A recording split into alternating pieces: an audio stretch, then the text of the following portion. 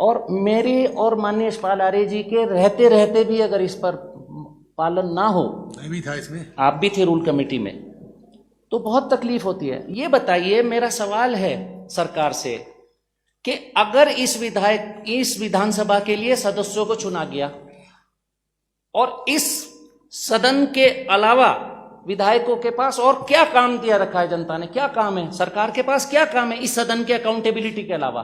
सदन सर्वोपरि है और कितने खोल खोल कर इसमें रूल लिखे हुए हैं। ऐसी क्या जल्दी है आपको?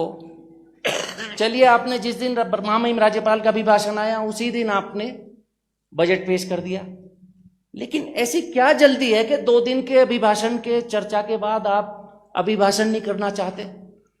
मेरी विधानसभा सर्किल के इश्यूज हैं, मैं लाना चाहता हूं, सभी 70 विधायकों की विधानसभा के इश्यूज हैं, वो सब लाना चाहते हैं। क्या क्या कारण है जल्दी भागने का? क्या गैरसैंण में परेशानी महसूस कर रही है सरकार? क्यों? मतलब कोई इमरजेंसी बताए कि ये इमरजेंसी है, इस इमरजेंसी की वजह से आज माननीय अध्यक्ष जी बताना चाहिए सरकार को कि ये इमरजेंसी है और इस इमरजेंसी की वजह से हमें 2 दिन के अंदर सदन पाइल अप करके और यहां से भागना है।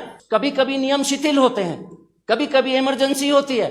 आपका विनिश्चय सर्वोपरि है, आपके विनिश्चय का हम सम्मान करते हैं, लेकिन माननीय अध्यक्ष महोदय, ये कभी इमरजेंसी हुई तो कभी भी आपको अधिकार है, अभी भी अधिकार है, आपको किसी भी नियम को शिथिल कर सकती हैं, हम उसको मानेंगे, लेकिन वो इमरजेंसी हमको भी दिखनी चाहिए, इस सदन को भी दिखनी चाहिए और उत्तराखंड की जनता को भी देखनी चाहिए। क्या इमरजेंसी है? क्यों भागना चाहती है सरकार यहां से?